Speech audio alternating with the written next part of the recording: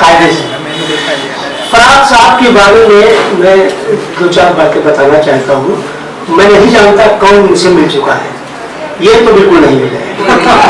यही से हमको थोड़ा उम्मीद है कि शायद मेरे कुछ घंटे नहीं बल्कि बहुत से दिन उनके साथ बीते हैं।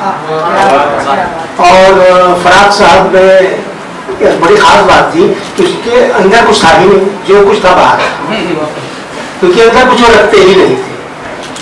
और उनकी जिंदगी को अगर आप देखिए तो उनकी शायरी तो आप पढ़ ही रहे हैं और बाकी चीजें देख रहे हैं, वो कभी किसी से मुतासिर होते ही नहीं थे, बल्कि खुद मुतासिर करते थे और किसी के ताबेदार कभी नहीं रहे।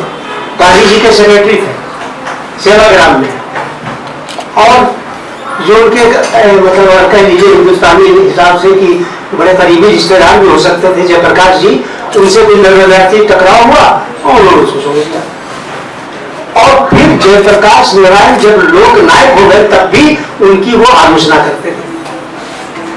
बहुत कायस लोग बहुत परेशान रहते थे कि ये तो जयप्रकाश जी के बारे में कह रहे हैं, लेकिन वो कहते थे मैं हकीकत कह रहा हूं। सबसे बड़ी बात यह कि उनकी जिंदगी का एक अलमिया है। मैं गोरखपुर में भी रहा हूँ, इलाहाबाद में रहा हूँ। वो एक बड़े आदमी थे, कोई छोटे मोटे नहीं थे, बहुत बड़ी हवेली थी उनकी।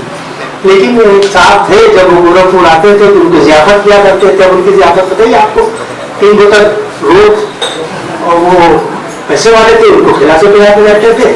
और एक दिन बोले कि इतना हो गया आपके ऊपर खर्चा, तो उसे दे दीजिए, मुझे जरूरत है, बिजनेस में लगाना है। अब इनके पास कहा था, बात बताइए, तो कहे तो भाई मेरे पास तो है नहीं, तो ये आप कागज पे दस्तखत कर दीजिए। उन्होंने दस्तखत कर दी, वो मकान उन साहब के नाम चला गया। लेकिन फराग साहब के बारे में बहुत कहानियां मशहूर है, लेकिन मैं उन्हें एक सेंट मानता हूँ, क्योंकि सेंट को धोखा दिया गया था तो उनके साथ ऊपर वाले ने धोखा कर दिया।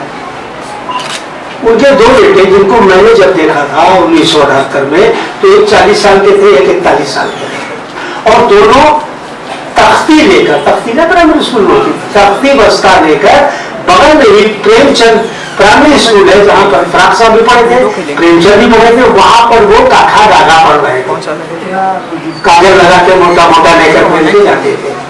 2 बेटे, देखिए ऊपर वाले ने क्या हिसाब कर दिया, तुमने एक शरीफ आदमी को बेवकूफ बना के बेघर कर दिया, तो तुम्हें ऐसा बेघर करेगा, ऊपर वाले ने कर दिया कि सब कुछ होते हुए वो बेघर थे। बहरहाल फराग साहब से मैंने बहुत कुछ सीखा। एक बार Gorakhpur all India radio Gorakhpur का जो उद्घाटन होने वाला था 1975 में, तो ये हुआ कि पहली आवाज फराग साहब की जाए एयर में, तो अफरक साहब बुलाए थे, लेकिन फराग साहब को बुलाना भी मुश्किल था और उनको संभालना भी मुश्किल था। तो युवा के दिन से कैसे पहुंच गए, ऑल इंडिया रेडियो में हुआ है, स्टूडियो में बैठे, तो बगैर सामयिक के, बगैर सुनने वालों के तो पढ़ने वाले नहीं, तो छाट के लाए गए लोग। हाँ, यूनिवर्सिटी से, ये माना जाता है यूनिवर्सिटी वाले बड़े काबिल है। हाँ, तो बुलाए गए, सब बैठाए गए।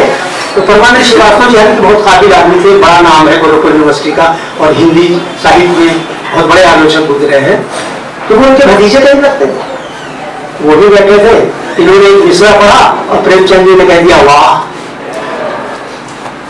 फट पड़े और अपनी जबान में, वो जबान में यहाँ नहीं बोल सकता, अपनी जबान में कहा क्या वाह, क्या नाम है तुम्हारा? बोले परमानंद चाचा जी। बोले अच्छा तो मिस्टर परमानेंट, ये नाम बोल दिया। सुनो, डिक्शनरी से कविता नहीं होती, डिक्शनरी से कभी लफ्ज से शायरी नहीं होती, ये दिल से होती है, और जो दिल से होती है अल्फाज को खुद बहुत आते हैं। तो मैं आपको कहूँगा कभी ये ना सोचना कि मेरे पास अल्फाज कम है, अब आपकी मेरे साथ जो भी अल्फाज, और अब मैं जो है मेरे पास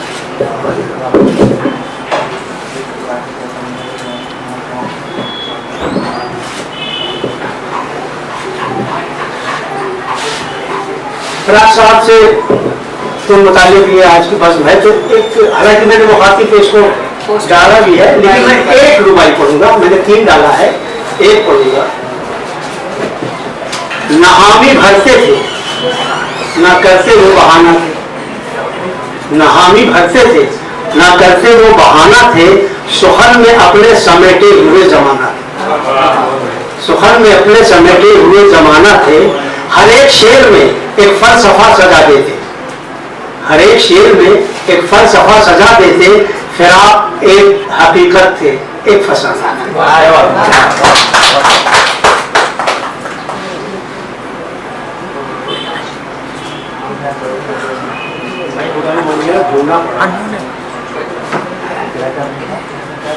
हम मिले तो सब सारे शायरों से हैं, लेकिन बहुत छोटे थे, क्योंकि वो मुजान हमारे चाचा मजाज की जब डेथ हुई तो 9 साल के थे। तो देखा तो सबको है, इसीलिए मैंने आपकी तरफ इशारा किया। जी हाँ, देखा।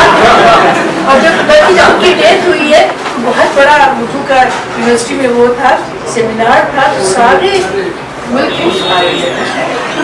देखिए मुहर्रम का जमाना चल रहा है, तो मैं अपने लोगों को बचने के लिए कहूँगा कि मैं कुछ मुहर्रम में पढ़ के आया हूँ, उसका मैं गजल भी सुनाऊंगा। एक पता मुहर्रम सभी जानते हैं, इंग्लिश भी ऐसा नहीं, ये कोई मतलब ये कोई ऐसी खुशी की तकलीफ थोड़ी ना। नहीं आप देखिए, फिर भी आप अपने माशरे में कैद हो, मैं अपने माशरे में कैद हूँ। मैं अगर वो मांगा तो बताते हैं किस तरह से बिगड़ा था मुसलमान या रसूल, किस तरह से बिगड़ा था मुसलमान या रसूल, ना दीन दिख रहा था ना ईमान या रसूल। करबला में दीन को ही कत्ल कर दिया, करबला में दीन को ही कत्ल कर दिया, कैसे कहूँ कि वो थे मुसलमान या रसूल।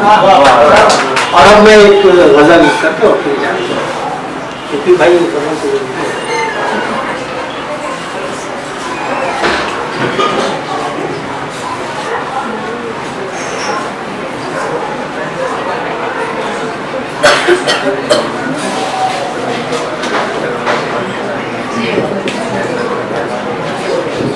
गजल है, मतलब अर्ज कर रहा हूँ।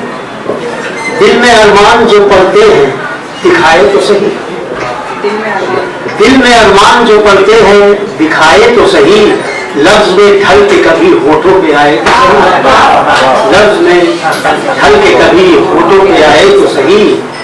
नींद में होता हूँ कानों को खुला रखता हूँ, नींद में होता हूँ कानों को खुला रखता हूँ, चाहते कल्ब को चुपके से सुनाए तो सही, चाहते कल्ब को चुपके से सुनाए तो सही। आंख में डूब तो सकता हूँ नहीं पढ़ सकता, आंख में डूब तो सकता हूँ नहीं पढ़, ये हालांकि नौजवानों का प्रॉब्लम है। आंख में डूब तो सकता हूँ नहीं पढ़ सकता, सब इशारों को जरा खुल के बताए तो सही, सब इशारों को जरा खुल के बताए तो सही।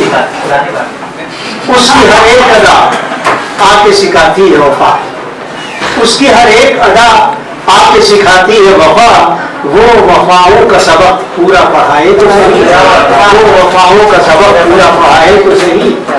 धूप के साए में बैठा हूँ मैं चौराहे पर, धूप के साए में बैठा हूँ मैं चौराहे पर, प्यार से हाथ पकड़ करके उठाए तो सही, प्यार से हाथ पकड़ करके उठाए तो सही। दिल की धड़कन में अजब तरह की मायूसी है, दिल की धड़कन में अजब तरह की मायूसी है, कोई आ जाए सुकून पाएगा आए तो कोई आ जाए सुकून पाएगा आए तो सही। हम भी मुश्ताक ज़ियारत हैं न जाने कब से, हम भी मुश्ताक ज़ियारत हैं न जाने कब से, चेहरे नूर से चिलमन को हटाए तो सही, चेहरे नूर से चिलमन को हटाए तो सही। और आखिरी शेर है, साथ छूटेगा नहीं हश्र के मैदान तलक, कयामत तक साथ छूटेगा नहीं हश्र के मैदान तलक, छोड़कर शर्म आया हाथ मिलाए तो सही, छोड़कर शर्म आया हाथ मिलाए तो सही। और मक्ता है, कारवां लेके चला दश्त बला से मेहदी, मैं तखल्लुस से कारवां लेके चला दश्त बला से मेहदी, धूम से झूमना मंजिल पे ये आए तो सही, धूम से झूमना मंजिल पे। बहुत बहुत शुक्रिया।